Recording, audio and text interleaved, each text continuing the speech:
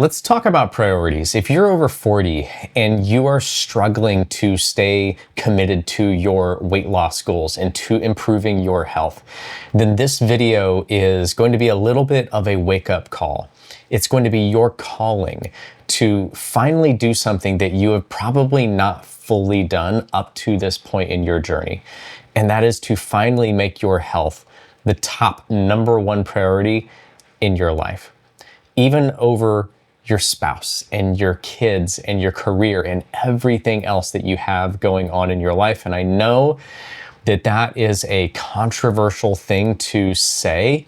And a part of you is like, oh my gosh, Matt, there's just no way that I could possibly do that. I could never put my health over my kids. I could never put my health over my spouse. I could never put my health over my career because that's how we pay the bills and that's how we do this and that's how we do that. And I'm here in this video to convince you that the way you're thinking about this is all wrong. And here's why. Let's start talking about some statistics right off the bat. There is a reason why that 90% of people who attempt to lose weight are not successful. That only less than 10% of people who try to lose weight actually lose the weight and keep it off. There is a reason why 80% of United States adults are either overweight or obese or morbidly obese. There's a reason why 50% of adults in the United States have either prediabetes or full-blown type 2 diabetes.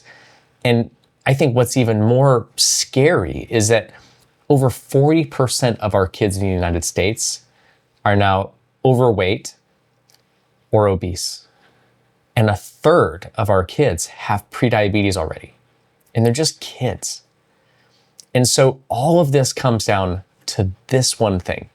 Is your health truly a priority, or does it just get the sloppy leftovers? Is your health just kind of an afterthought because everything else crowds out the time, crowds out the space, crowds out the energy, crowds out the money that your health really needs in order to thrive, in order for you to thrive? And look, I get it. I'm a father of going on 3 kids. We're expecting in January, and I run a business. We coach a lot of clients in weight loss. I get it. I have a full life. I have a full plate. I have a lot of responsibilities. I have a lot of people that depend on me the same as you do. And so I get that fear that when we start to pour into our own cup, right, that we're stealing or that we're taking away from other people's cups, right? And let's talk about that for a second, because I think this is one of the main reasons why so many people struggle to consistently prioritize their health to get the results that they actually want. And they end up starting and stopping and starting and stopping. And it all comes down to, I think, this lie that we have all been told in our culture, which is that it is selfish to invest in yourself with your time, with your energy, with your finances, to pour into your own cup, to take care of yourself, to walk the steps and hit the step goal, to go to the gym, to be away from your family or your job to do that. And there's this lie that says that when we fill our own cup, that everybody else's cup is going to run dry. And what I have come to believe, that this is actually the enemy of our souls at work, that this is a spiritual battle between the enemy and God's people. James chapter 1 verse 8 says that a double-minded man is unstable in all of his ways. And this lie that when we fill our cup, but we take care of ourselves, that it takes away from everybody else, all that does is it pits your needs against the needs of everyone else in your life. And it makes you believe that to take care of yourself is to neglect everyone else. And I'm here to tell you, if you're a mom or you're a dad especially, who struggles to feel like you are worthy and deserving to take time for yourself, to walk or to work out, to eat healthy food, I'm here to help you remember that there is a difference between neglect and balance. That there is a difference between neglect and healthy boundaries and healthy time management. That there's a difference between neglecting others and asking them for help, asking them to share responsibilities, to share the load so that you can have just this little slice of time, energy, and finances to pour into your own cup. And I get all the fears that are around this because we fear that when we fill our own cup, everyone else's cup will run dry and we might, in the end, be alone. And that's what we're really afraid of, I think, is we're afraid of being alone. We're afraid of not being enough, that everybody's going to leave us or no longer need us or no longer want us because we've mistreated them, we've neglected them. And I just want you to know that your fears are not truth.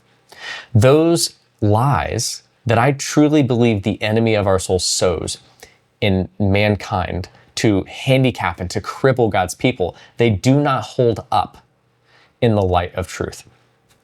If you were to sit down and ask your family which version of you that they truly want in their lives, and you gave them two choices, do you want the version of me that is healthy and strong and fueled and well-rested and capable and able to go and live life unrestricted and to do all the things and to live with confidence that you will be around for years and years and years and able to run and do all the fun things for years and years and years? Do they want that version of you, or do they want this depleted version of you for as long as you can hold out, for as long as you can last?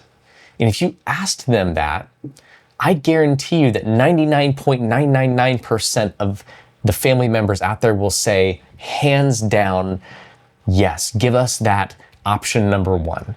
How can we support you? How can we help you?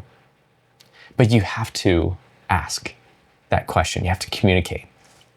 And then ask yourself too, what will my kids learn now and model later if they observe me never taking the time and the energy and the finances as needed to fill my cup, to take care of my needs, to allow for me to do the things that I need to do to be healthy physically, mentally, emotionally, spiritually? Well, I know that my deepest fear is that if I don't do this for myself now, then years down the road when my kids have their own family and they feel the weight of this burden and they feel this inner debate themselves, what do I think that they will model? And I know deep in my gut that if I model this for them now, what it actually looks like to prioritize my own health above everything else so that I can pour into their cup, so that I can serve at the highest level for them and I can show up for the long run in the highest way for them, I know that then when they're building a family of their own, that's what their model. But I know now, if I don't do that, if I allow myself to be this sacrificial lamb, and I tell myself, I buy into this lie that that's what God wants for us to all learn how to live from an empty cup, then that's what they're gonna do years down the road when they have their own family. So if there's one reason why you should go all in on your health and make your health the absolute number one priority in your life, it's this. It's because your family needs you to lead the way. They need you to model what this looks and to show them the way. But it goes beyond that even. Here's the thing. The human body is a funny thing, especially after 40. And the longer that you wait to go all in on your health and to truly make it a top priority, the harder it gets. And so a good question that I read in a book, and I think it was The 5 Types of Wealth by Sahil Bloom, if I'm remembering correctly. But he posed this awesome question in this book that said, will you be, at your 80th birthday, will you be dancing, seated, or absent? And I heard that question and I immediately was like, oh my gosh, that is so good. because it really calls to the decisions and the priority level that we put on our health today will dictate what we are capable of and how we show up, or even if we're present at all decades down the road when we're 80 years old or 90 years old, if we even make it that far. And so the longer you wait, the harder it gets. And here's the thing, as we age, especially after 40, I feel like when I turned 40, I'm 41 now. I feel like when I turned 40, it was like some switch was flipped and things just started slowing down and getting harder. And it just became so much more important for me to prioritize my health when I turned 40. And as we age, we naturally, unless we do certain things, we lose muscle mass unless we're strength training. Our hormones start to change and get all out of whack, especially women when they're reaching perimenopause, menopause, postmenopause age ranges. Our joints start to creak and ache and different things happen. We start to become less flexible.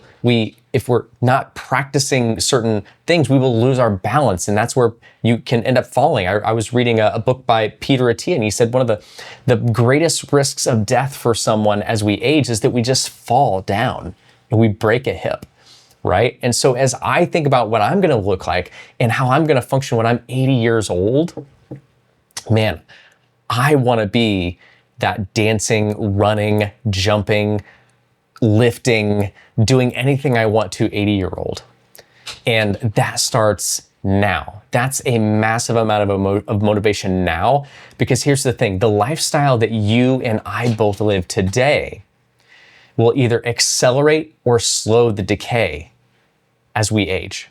And in some cases, we can actually, by doing the right things, we can actually reverse aging in some ways, right? Because we can build muscle. Even at 70, 80 years old, we can build muscle if we eat the right things and if we do the right things. And so to some degree, if we start that now, at whatever age you are, whether you're in your 40s, your 50s, your 60s, it doesn't matter. If you start today, because it's never too late, then you have the opportunity to slow that muscle loss, to improve your hormones, to improve your joints, to improve your flexibility and your balance, improve your blood sugar regulations, your cholesterol, all of these things. You can take control of them now. You can slow that decay and even reverse it to a large degree if you start now. But the longer you wait, the harder it gets, right? And so one thing is true is that if you're in your 40s now, it's going to be harder in your 50s than it is now. If you're in your 60s, it's gonna be harder in your 70s than it is now. So now's the time to start. And here's the other thing. The sooner you start to succeed, the better the rest of your life will be. If there's one investment that compares to no other investment on earth in how quickly you get the return on your investment, it's investing time into your health, right? Just going for a walk immediately makes you feel better mentally. Strength training immediately makes you feel better. Sure, you're sore and all that stuff, blah, blah, blah, blah, blah. I get it.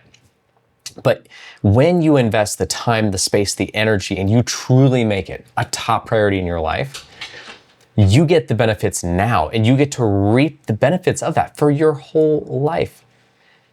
No other investment do you really get to get immediate returns and then reap those benefits from that day forward, as long as you continue to invest. But that's health. But when we think about the opposite of that, right? If we don't invest now, then we're going to invest, we just have to invest later. So if we don't invest time now, we don't invest finances, we don't invest our energy and our focus into our health now, and truly make it a priority, and we let everything else take the priority. We let our health take the backseat. We let our health get kicked to the curb when we need to walk our steps, when we need to do our workouts. And we can't stay consistent. When we let that happen, then we end up having to invest big time later. And how do we invest later? We invest because we're not going to be able to run and to go and to do all the things. We're not going to have the energy. So we pay now or we pay later. And oftentimes we end up having to invest big time later in just medical costs, right? I would rather invest now rather than to invest later, so that I can enjoy all the fun things later, both with my health and with my money, because I won't be spending all my money on medical bills later on in life. And so I want to just encourage you to remember that it's never too late, but it's definitely not getting any easier. So you just have to start. The whole point of this video is to encourage you to stop buying into this lie that when you truly make yourself a priority, that everything else is going to fall apart. And here's how I want you to think about making yourself the top priority, making your health the top priority. It's not that your health becomes this overarching thing that overshadows everything else and nothing else gets fed. Instead, I want you to think about your health as this encompassing circle, this protective encompassing circle, that everything else that's important in your life, your family, your friends, your relationships, your career, everything else gets to thrive within. And it's your health that supplies and impacts and fuels and enriches those things. But without that, everything else suffers. So it's not that you making yourself a priority is going to take away from everything else. It's that you making yourself a priority is going to enrich and support everything else in your life. And that's my encouragement to you in this video. It's unscripted, just a conversational video. I'm not going to edit the crap out of this video. I'm trying to make a lot more videos like this, but if you are ready to start, if you are ready to make that commitment and to go all in and to truly make this a priority in your life, then my encouragement to you is to watch this video right here. 10 steps to sustainable weight loss that I wish I would have known when I first started. It'll help you get started. And if you liked this video, go ahead and hit the like button and hit subscribe, and I'll see you in the next video. Bye-bye.